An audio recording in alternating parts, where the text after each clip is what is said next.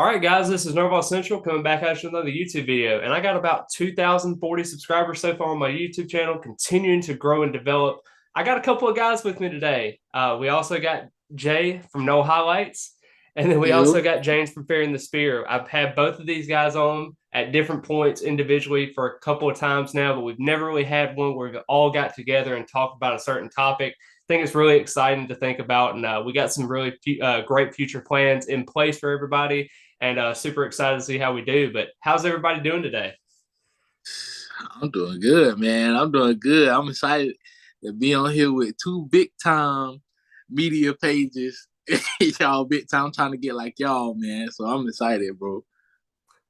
And I'll go ahead and say this too, Jay. I've seen a lot of your highlight tapes so far of all the players and everything like that. That's super exciting just to see like all these different players getting showcased for their abilities. And it's just super exciting. I mean, even a guy like Julian Armella that you did recently, a guy that hasn't played that much this season's only played 4 games, but just to Yeah. get his story out there and hopefully going to be able to get him contributing for next season, I think it's a really cool idea.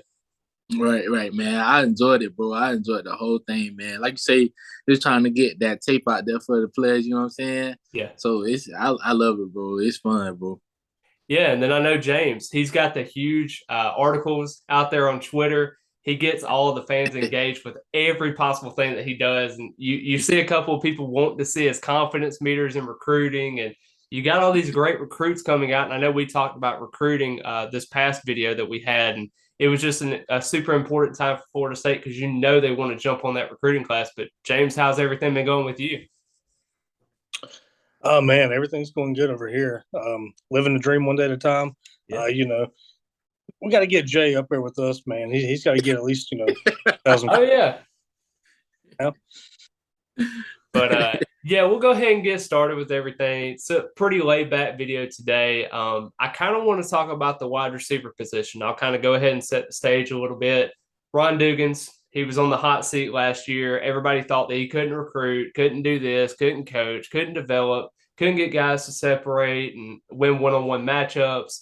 The biggest receiver last season in the 2021 year was Pokey Wilson. He had 382 yards. When you think of your top receiver having 382 yards, probably not the best in the world. He brought in 3 transfers, technically 4, but we have one that actually suffered a car injury accident in the spring, wasn't able to play, and Winston Wright Jr. And then you had Deuce Spann, who has played a little bit sparingly as we go throughout the season. Micah Pittman's been a tremendous special teams contributor and also a slot receiver as well. And we all know about Johnny Wilson, especially during that big catch in the Oklahoma game. I think that was very important for him and his confidence. He's still building consistency throughout the program. You look at some other guys as well. You have Ja'Kai Douglas. You have Kentron Portier. Then you got Darian Williamson, who had a really big breakout game against Boston College, got hurt for the rest of the season, and then kind of the rest was history there. Ja'Kai Douglas has shown some moments. You talk about that wheel ride against Miami that he was really efficient in. Hakeem Williams, a 5-star wide receiver that you're bringing in. Vandrevius Jacobs, a 4-star receiver that you're bringing in, and also Goldie Lawrence, who I think is a big physical wide receiver. And somebody that not a lot of fans are talking about is Josh Burrell, who's been kind of going in and out of running back and also wide receiver, been dealt with some injuries as well. And I mean, that's 11 scholarship guys. And even though you got Malik McClain that transferred and he's going over to Penn State, you got also Pokey Wilson and Keyshawn Helton that's transferring over to Cincinnati, and Pokey that's trying to go to the NFL and kind of conquer his dreams. What do you guys think about the wide receiver room in general that we've kind of stacked up so far? And do you think that, if we added Destin Hill, who Sam Spiegelman talked about as maybe enrolling in May, we'll kind of see how that goes. But do you think that they add a transfer wide receiver or even another recruit in February or anything like that? I don't know, man. I think it's going to be hard to add another receiver out of the portal. I think you're pretty much loaded in that position right now. Like you were saying, you got Winston Wright coming in this year after the injury that he had during the car wreck. And in 2021, he posted almost 700 yards receptions, 5 TDs, 63 receptions. And then, for me, he's going to be my breakout player this year, along with the freshman Hakeem Williams. I think both of them are going to have a big year. And for Williams, I think he's going to have a really big year as a freshman. And I'm going to go ahead and just say it. I think he's going to lead all freshman receivers in the ACC in reception yards. Oh gosh. All right. I like it. I like it. I like Jay, it. I'm going to ask you kind of the same question. Like, do you think we need to add a transfer? And also on top of that, when you're looking at this room, as James talked about, is there anybody that you're looking at as kind of a sleeper? Anybody that you're kind of paying attention to as we go into this upcoming season? So I'll say I agree with James, man. Like I think it'll be hard to add another receiver, just because, and we haven't seen Winston Wright yet. Like, Yeah. He dealt with the whole situation last year. So and I'll say I'm a wide receiver that I'm interested in seeing is Deuce Spann. I'm interested to see how he grow this season, being that, and we done lost Malik McClain too. So Yeah. I'm really see how Deuce Spann progress. But yeah, man, I do think the wide receiver room will be okay. Yeah, man. I think I've actually spoken to someone this past offseason. We picked up Deuce Spann, coming from Illinois, being a converted quarterback over to wide receiver. They had talked about that he actually had some pro potential in being that guy. Not necessarily this upcoming season because they didn't really know his opportunities or anything like that, but just kind of going into the season, progressing as he goes forward and getting coached by Ron Dugans. They thought that he had some real NFL potential. So, I mean, that could be a guy that kind of looks at it and you could say, okay, there's some potential there. I know as James was talking about Hakeem Williams, everybody's going to talk about Hakeem Williams. He is a 5-star receiver, highly coveted, even though Miami fans might not tell you they don't want him. He was a guy that everyone wanted. And it's a situation where Mike Norvell knew what he wanted. And by the third week of the season, Florida State was 3-0. And next thing you know, Hakeem Williams commits to the program, get Snoop Minnis and Peter Warwick in there to do his commitment ceremony and everything like that. Super exciting time for Florida State fans to kind of recollect in that. And when you're looking at this wide receiver room and you're just kind of looking through some of the names that I have here, I mean, really, when you look at it, I think Micah Pittman's probably going to be your most underrated. I don't think he got him a lot of opportunities last year. He got, in the beginning of the season, it kind of developed into something special. He had about 200 yards at the time through about 3 or 4 games of the season. Kind of fell off a little bit, but he was still one of the most prolific blockers that we had on the team with Johnny Wilson. And I think if Johnny Wilson was able to kind of secure some of those catches, I think it would have opened up a little bit more opportunities for Micah Pittman. But I think that could be your guy also. Another guy you can really look at is Josh Burrell, just because I think he's so versatile. If he does get past that lower body injury, I think it could be a situation where he could be one of those physical blockers, maybe even at a tight end position, maybe at the running back position, wide receiver. He's got a lot of room to grow. And I think that's something that is kind of scary when you look at it because it's a guy that, you want to see succeed at this program. I don't know if he will quite yet, but I think if he gets a full spring together, gets a full summer in there as well, I think there could be some opportunities because, as you've seen, I mean, he even had plays in that Notre Dame game before he got hurt 2 years ago. So, I mean, there is some opportunities and potential there for him. But just overall looking at some of these guys and even looking at the 24 class, and you're seeing all these guys that are getting, otherwise potentially recruited by Florida State, like Trader and other guys like that as well. Do you think that the reason why we're going after some of these highly talented guys in the 24 class kind of means they want to continue to add to those playmakers? Because when you look at some of the recruiting databases they have and some of the information, this is where playmakers come to shine at some points. And I think you're now starting to see the Mike Norvell offense coming together. And I think that the 24 class can be kind of that opportunity to leapfrog into being elite for the offense for years to come. Yeah, man. I do think, like you say, man, this is an offense made for playmakers, man. So, well, I know Trader. I know that's a guy, man. I really want in the class. He very elite, man. Wait, I think he come from the same school Edward Joseph came from, right? Mm-hmm. Mm-hmm. Yeah, man. I really want him in the fold, man. I think that'll do, just a lot for the offense. Being that probably we might have. This is me. We might have a couple big time guys leave after this upcoming season. So yeah, man, I think it's very important to add as much talent as you can get. Yeah, I agree. I think it's vital to add as much talent as you can where you can get it, especially at the wide receiver core. Big play football is what Florida State's known. and what they're all about, especially last year. You look at the big plays, like you said, Johnny Wilson, Micah Pittman has some plays in there. I think it hurts us that we're losing Malik, but I think we also have guys coming in that are going to be good. But I'm just going to give you a little bit of insight. I don't think Schrader's going to come to FSU. I think he's going to an in-state route in Miami, Yeah. but we'll see. Yeah. It's definitely a challenging factor. I think it's a little too early right now because I know Wilfong just recently released his crystal ball to Miami over to him.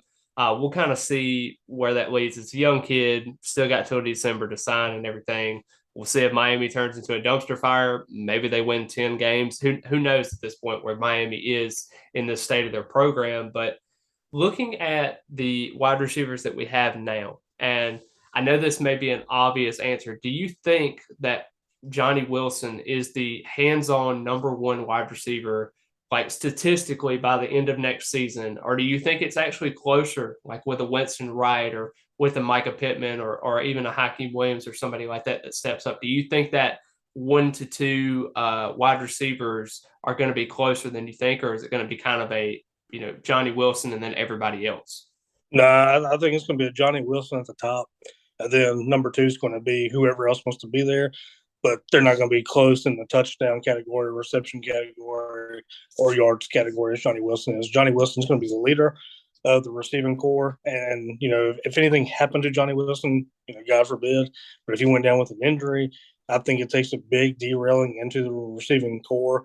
So you got to do whatever you can, one, to keep him healthy, but two, build around him as well, especially this year going into the season. That's why I believe you're going to see the guys like Micah Pittman, Winston Wright Jr., Hakeem Williams. They're going to have to be called on a lot more than what they would have to be. But I think we're going to see Johnny Wilson lead the way for Florida State this year on the receiving core.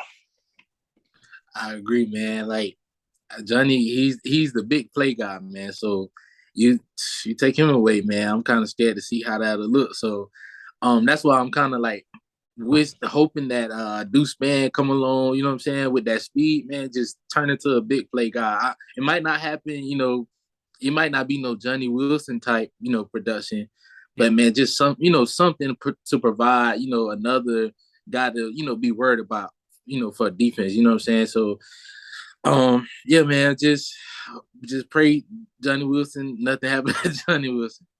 I will add this too, because I know there may be some YouTube comments on this also.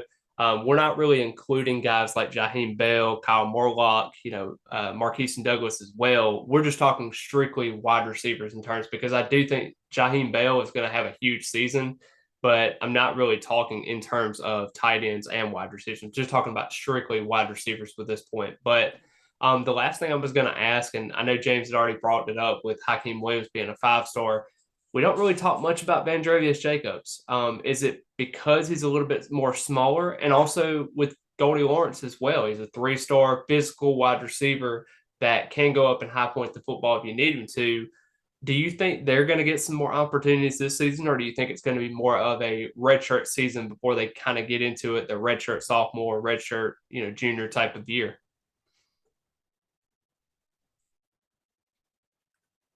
I'll say with Vandrevius Jacobs. I'll say, man, I think once he get in the strength and conditioning program, man, I think that'll really do him some justice, because he got the speed, he got the quickness. I believe he can run. I believe he's one of the, top guys in Florida, as far as route running. So, man, I'm very high on Vandrevius Jacobs. I do think Goldie, I think he's more, I think it's going to take a little bit more time for him. That's just my opinion, but I do love, I love both of the guys, especially with Goldie. I like his size, man. You know what I'm saying? So yeah. I think give him about a year, I think they'll be pretty good.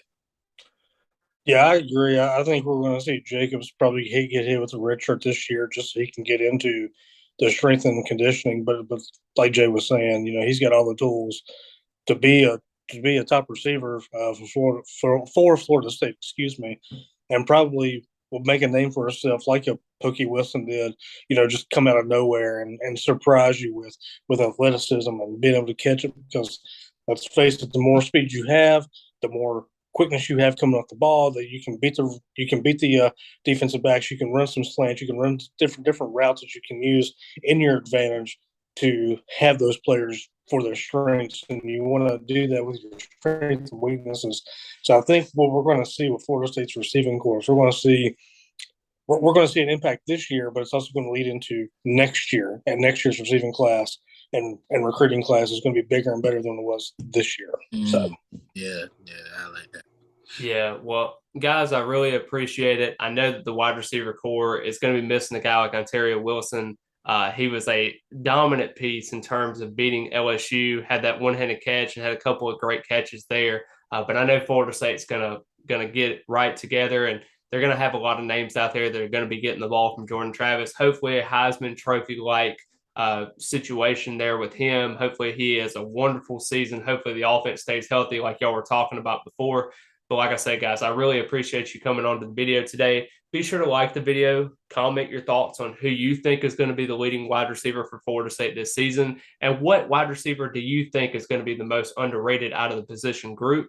Be sure to subscribe to the channel. It is completely free. Also, be sure to follow Jay and also James on their Instagram and also Twitter accounts. They're doing an amazing job in terms of developing and providing that content of Florida State athletics. I think it's a cool thing for both of those guys to be able to continue to show their passion for the sport. And I think, man, it's a wonderful thing, especially looking at some of those guys that have the content out there and they enjoy it. You can clearly tell. So I really appreciate it, guys. And as always, go Noles. Go Noles.